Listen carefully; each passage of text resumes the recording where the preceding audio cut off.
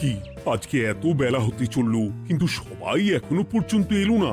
এই সব হলো কুড়েমির লক্ষণ মহারাজ। আপনি একদিন যারা যারা দেরি করছে তাদের চাপকে দেবেন, তাহলেই সব সিধে হয়ে যাবে।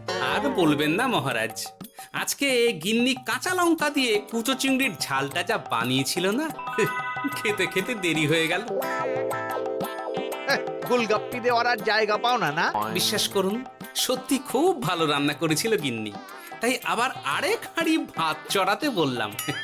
আর সেটা খেয়ে আসতেই তো দেরি হয়ে গেল। আরো এক হাঁড়ি? মহারাজ কিছু মনে করবেন না, এই পাঠশালা বন্ধ করে সব গুছিয়ে তারপরে এলাম। সুপ্রভাত মহারাজ। সুপ্রভাত মহারাজ। প্রভাত আজকে আর শুনেই তোমরা সবাই এত কুঁড়ে হয়ে গেছো যে কি বলবো। মহারাজ, এই কুড়েমির আসল কারণ হচ্ছে চর্বি। কথায় আছে, যত বেশি চর্বি তত তাড়াতাড়ি মরবি। আপনি কি বলতে চাইছেন মন্ত্রী মশাই, যে আমি তাড়াতাড়ি মরে যাব আর আপনি মজা দেখবেন? ঠাকুর ঘরে কে, আমি তো কলা খাইনি ব্যাপার হয়ে গেল। গোপালের একদম মোক্ষম জায়গায় আঘাত লেগেছে, যাকে বলে ওই আঁতে ঘা। তুমি বেশি কথা বলো না বৈদ্য, ছুঁচ করে চালুনির বিচার। হ্যাঁ, বৈদ্য তো দেরি করেই এসেছে। আমার মনে হয় প্রত্যেককে এমন ভাবে প্রশিক্ষণ দেওয়া দরকার যাতে তারা একটু চনমনে হয়ে ওঠে। হ্যাঁ মহারাজ, তাহলে আগামীকাল থেকেই শুরু হোক ব্যায়াম আর অস্ত্র শিক্ষা। হ্যাঁ, কুঁড়ে থাকলে রাজ্যের কোনো বিপদ আপদেই সভাসদেরা কাজে আসবে না। ঠিক বলেছেন মহারাজ। তাহলে আর দেরি কেন, চলো সবাই এখনই আমরা মাঠে যাই। এই তো মহারাজ ভরপেট খেয়ে এলাম, এখনই মাঠে? ওসব অজুহাত দিয়ে লাভ নেই, চলো চলো চলো।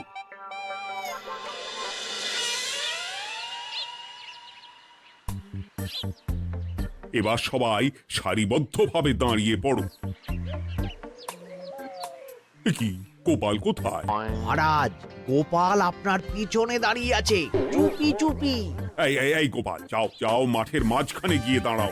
এই চাঁদি ফাটা রোদে কেন মহারাজ সুস্থ শরীরকে ব্যস্ত করছেন?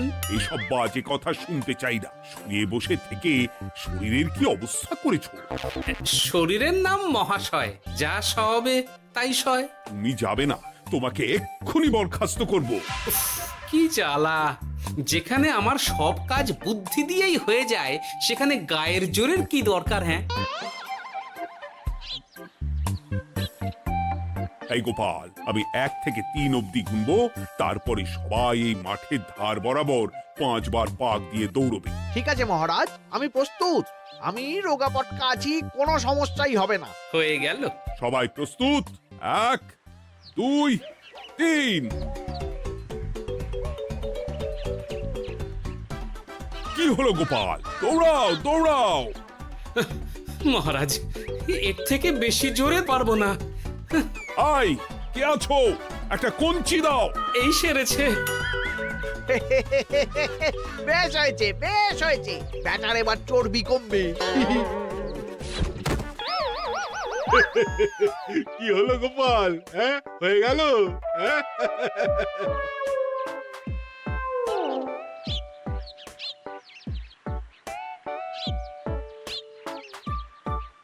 এই গুলটে, উঠি, আমাদের দাদু উল্টে গেছে। হ্যাঁ, তাই তো দেখছি। চল চল গিয়ে দেখি। উফ, চেহারার কি অবস্থা বানিয়েছো গোপাল, হ্যাঁ? এতটুকু দৌড়তে গেলেই চিটপটাং।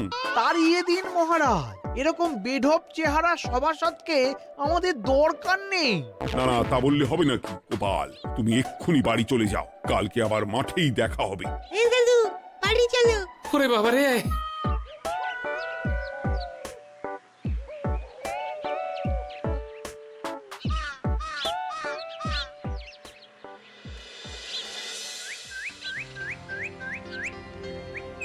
আরে ধুর ছাতার মাথা, তখন থেকে জল খেয়েই চলেছ।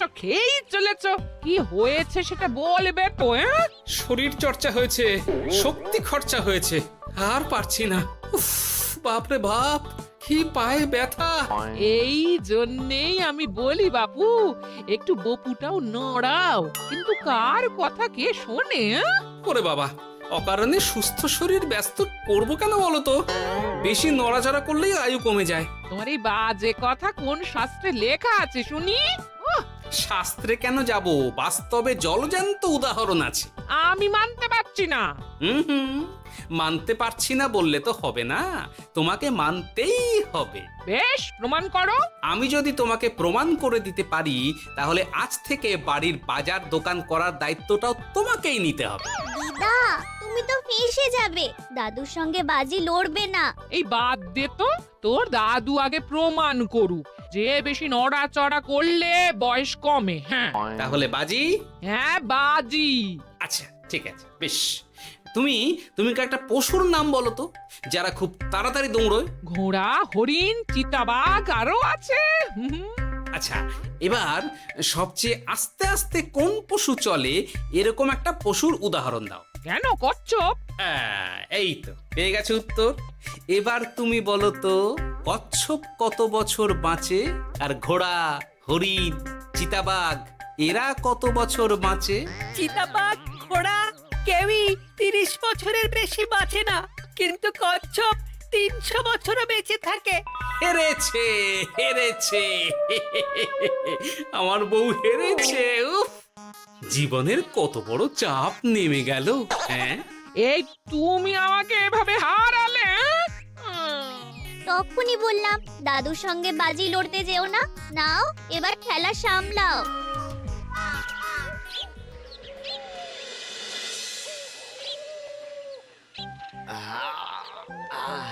আরো ভালো করে মালিশ কর।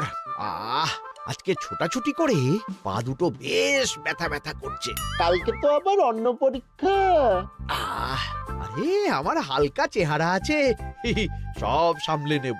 কালকে তো অস্ত্র চালনা হবে, কালকে আমি কাঁপিয়ে দেব। কাঁপাতে তো হবেই মন্ত্রী মশাই।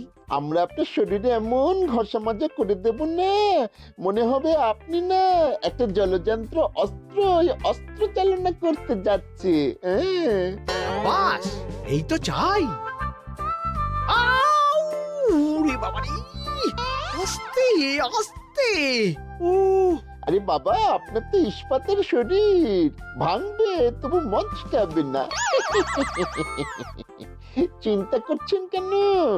ভয় পাবেন না, ভয়কে জয় করতে হবে। আরে আরে আরে, তোরা আমার কথাটার সাথে করছিসটা কি? মানুষটা মরে যাবে তো। চিন্তা করো না গিন্নি। বাবা, ওরা বলেছে আমার ইস্পাতের শরীর, ভাঙবে তবু মচকাবে না। একবার এই বুড়ো বয়সে হাত পা ভাঙলে কে সামলাবে শুনি? মন্ত্রী মশাই, আমাদের বকশিসটা দিয়ে দিন, আমরা কেটে পড়ি। বাবারে বাবা, দিচ্ছি। এনে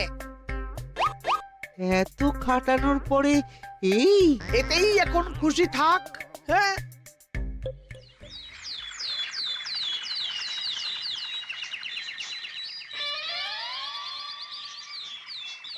এবার তোমাদের সকলকে অস্ত্র শিক্ষা দেওয়া হবে। উফ, রোজ রোজ কি জ্বালাতনে পড়েছি, বাপরে বাপ। বাবা মা কাউকে ডাকার দরকার নেই, ভালো না লাগলে রাজসভা চাকরি ছেড়ে চলে যাও। মহারাজ, এটা তো উচিত নয়। যে যেটাই পারদর্শী তাকে সেটাই করতে দিন না। একটা বাঁদরকে যদি আপনি বলেন শিকার করে মাংস খেয়ে দেখা, সে কি পারবে মহারাজ? মহারাজ, গোপাল একটু বেশি কথা বলছে, ওকে আপনি বের করে দিন। আমি তোমার কথায় গলবো না গোপাল, তোমাদের সবাইকে এখন অস্ত্র শিক্ষা শিখতেই হবে। কর্তার ইচ্ছায় কর্ম, এখন তো আমার আর কিছুই বলার নেই। তাহলে আর দেরি কেন, তোমরা সবাই একটা করে ঢাল আর একটা করে তলোয়ার তুলে নাও।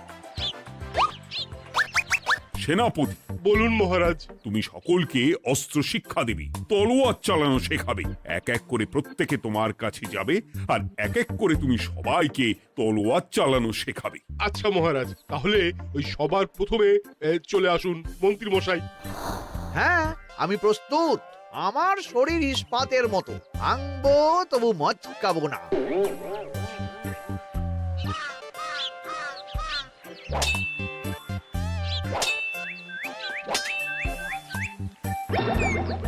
কি কেমন দিলাম?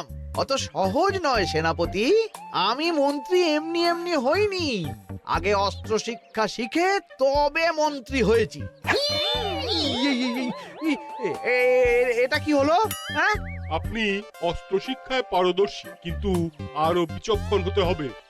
কারণ আজকে এই পাগড়ির জায়গায় আমি যদি তলোয়ার আপনার গলার দিকে চালাতাম, তাহলে কিন্তু আপনার এই ভবলীলা এখানেই সাঙ্গ হয়ে যেত। ঠিক আছে, ঠিক আছে, মনে রাখবো। এবার বাকিদের তো ডাকো। হ্যাঁ, এরপরে তলোয়ার চালানো শিখতে আসবে গোপাল। গোপাল দাদু, গোপাল দাদু। বাবা বাবা বাবা, গোপাল তুমি আবার দল বল নিয়ে এসেছো। দেখি তোমার কত দম। গোপাল, তুমি প্রস্তুত হও। হ্যাঁ হ্যাঁ, আমি প্রস্তুত। ওরে বাবারে, এ তো ভয়ানক চাপের কাজ, আমাকে বেশ বেগ পেতে হচ্ছে। সামলাও গোপাল।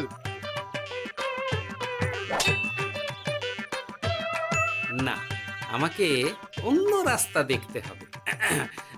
সেনাপতি, মহারাজের দিব্যি, তুমি আমার দিকে তলোয়ার ঢাল বাড়াবে না। এই এই, এটা কি হলো? সত্যি তো, এটা কি হলো? গেল গেল গেল গেল গেল গেল গেল, দুটিটা খুলে গেল গো। দেব নাকি এবার কুচ করে কেটে? জিতে গেছি, জিতে গেছি। এটা কি হলো? শত্রুপক্ষ কখনো কারো দিব্যি শুনবে না। আর সেনাপতি, তুমি কি ওখানে দাঁড়িয়ে দাঁড়িয়ে মজা দেখছো? আমি কি করব মহারাজ, গোপাল যে আপনার দিব্যি দিয়ে দিল। গোপাল বেটা খুব চালাক। তাহলে এখন উপায়? ওসব গোপাল তোমাকে বোকা বানাবার জন্য করেছে। তুমি ধুতি ঠিক করে আবার লড়াই চালিয়ে যাও। যথাজ্ঞা মহারাজ।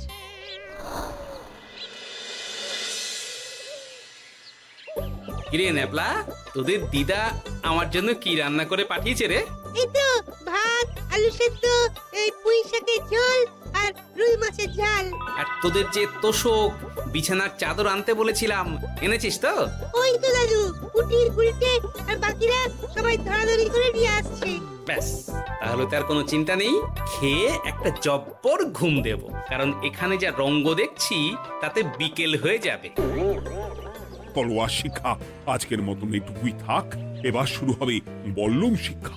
সবাই আবার আগের মতন সারিবদ্ধভাবে দাঁড়িয়ে পড়ো। আহ, তোদের দিদা পুঁই শাকটা কিন্তু বেশ জব্বর বানিয়েছে। তোদের দিদার হাতের রান্নার কোনো তুলনাই নেই। আহা, কি স্বাদ! এ কি, গোপাল আবার কোথায় গেল? এই তো মহারাজ, আমি এখানে ওই পুঁইয়ের ঝোল আর রুইয়ের ছাল দিয়ে ভাত খাচ্ছি। এসব কি মাঠের মধ্যে খাওয়া? আরে শরীরটাকে তো রাখতে হবে। তাড়াতাড়ি খেয়ে এইদিকে এসো। আসছি আসছি আসছি। এবার আমি তোমাদের দেখাবো কিভাবে বল্লম নিয়ে তেড়ে যেতে হয়। দেখান মহারাজ।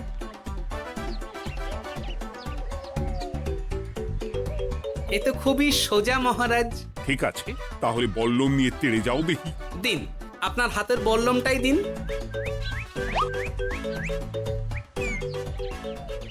আরে আরে, গোপাল তো মাঠ থেকেই চলে গেল। আমি ডেকে আনছি মহারাজ। আরে আরে, ও গোপাল, গোপাল, মহারাজ ডাকছেন। থামো থামো। মহারাজ বলেছেন বল্লম নিয়ে তেড়ে যেতে। তেড়ে গিয়ে আবার ফিরে আসতে তো উনি বলেননি। আরে, এ তো মহা মুশকিল। উনি এক্ষুনি তোমাকে মাঠে ফিরতে বললেন। সেটা আপনাকে বলতে পারে সেনাপতি, আমাকে তো বলেনি। আমি চললাম।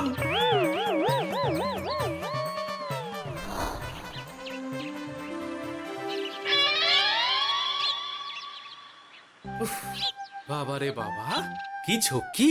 অনেক বুদ্ধি করে মাঠ থেকে খাটে চলে এসেছি। আমি আর উঠছি না। এ কি বলি, তোমাদের তো এখন অস্ত্র শিক্ষা নেওয়ার কথা। হ্যাঁ, তোমার বলা নেই, কোয়া নেই, অমনি বাড়ি চলে এলে। আরে বাবা, ওইসব অস্ত্র শিক্ষা মানেই সুস্থ শরীরকে ব্যস্ত করা, অসহ্য খাটনি, অযথা কষ্ট। কষ্ট করলে তবেই কেষ্ট পাওয়া যায়। হ্যাঁ, তোমায় আমি আগেও বুঝিয়েছি, যেখানে বুদ্ধি কথা বলে সেখানে দেহের শক্তি নীরব দর্শক গিন্নি।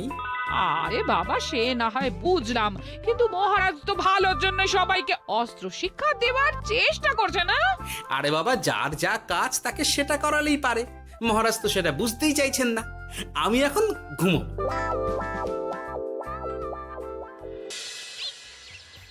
দরজা খোলো গোপাল, দরজা খোলো। গোপাল, গোপাল দরজা খোলো বলছি। ব্যাস হয়ে গেল। একটু শান্তিতে ঘুমাবো তার জো নেই। দরজা খোলো গোপাল। বলুন মহারাজ। তুমি কি পেয়েছোটা কি গোপাল?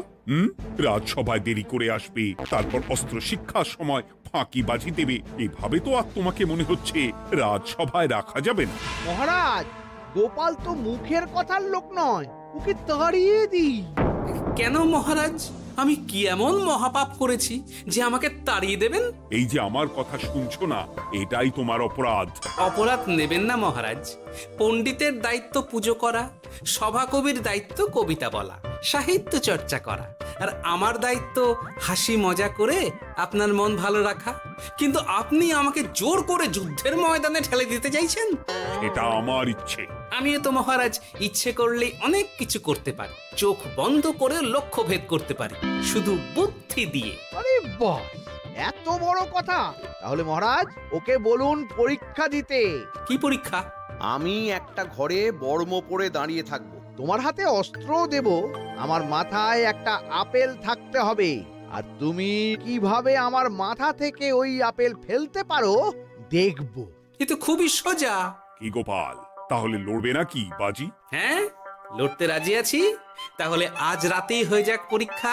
যদি এই পরীক্ষায় উতরে গেলে তো ভালো, নইলে তোমার চাকরিটা গেল। গোপাল, তুমি পারবে তো?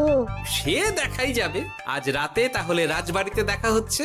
যদি আমি এই পরীক্ষায় বিফল হই, তাহলে আমার চাকরি আপনি কেড়ে নেবেন।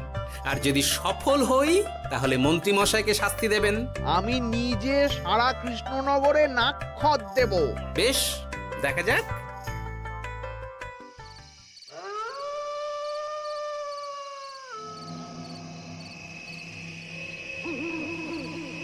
কি মন্ত্রীমশাই, ব্যবস্থা সব ঠিকঠাক হয়েছে তো?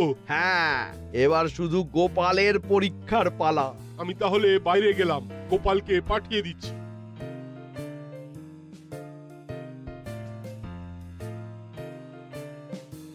এবার যাও গোপাল, ঘরের ভিতরে যাও, দেখি তুমি কি করে মন্ত্রীর মাথা থেকে আপেল ফেলতে পারো।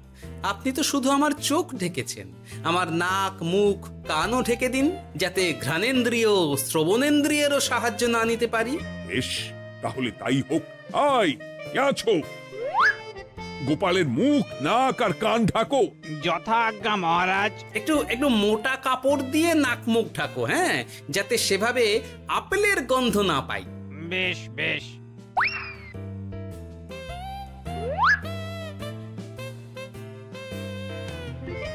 যাও গোপাল। গোপাল, এবার তোমার চাকরি গেল। এবার তুমি কি করবে? কি করবে? দৌড় ঝাঁপে ফাঁকিবাজি? হ্যাঁ?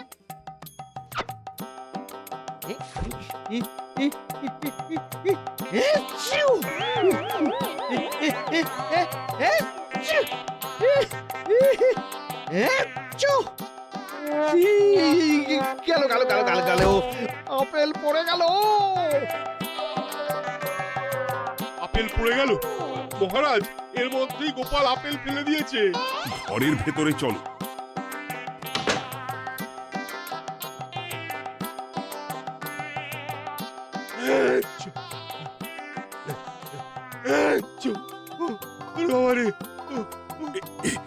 কি ওরে বাবারে বাবা, কি ঝাঁজ! ওরে বাবারে বাবা। কি মহারাজ, দেখলেন তো গোপালের চমক? অস্ত্র ছাড়াই আপেল ফেলে দিলাম। কি, এটা তো তুমি নীতি বিরুদ্ধ কাজ করেছো। সারা ঘরে নস্যি ছড়িয়ে দিয়েছো। মহারাজ, হাত থেকে আপেল পড়ে গেছে। এবার সারা কৃষ্ণনগরে নাক্ষত দিতে হবে। সত্যি সত্যি গোপাল, বুদ্ধি তো তোমার জুড়ি মেলা আভার। আমার নাম গোপাল ভাঁড়, একটা কথা মনে রাখবেন, কেউটে সাপের লেজে পা দেবেন না, আর গোপালের কাজে বাধা দেবেন না। যে কাজ বুদ্ধি দিয়ে করা যায় তার কাছে শক্তি ছোট্ট শিশু মাত্র। সত্যি গোপাল, আজ তুমি সেটাই প্রমাণ করে দিলে। আর আজ থেকে তোমাকে তোমার ইচ্ছার বিরুদ্ধে খাটাবো না। তুমি খাও দাও, ভুড়ি বানাও। যার যা কাজ সে তাই করবে। যেমন এখন মন্ত্রী মশাই নাক্ষত দেবেন। হ্যাঁ, ভুল করে বাজি ধরে ফেলেছি, এখন নিজেই চাপে পড়ে গেলাম। তাহলে আর দেরি কেন? নাক্ষত এখন থেকেই শুরু হোক। কৃষ্ণনগরের রাস্তা শেষ হতে হতে সকাল হয়ে যাবে।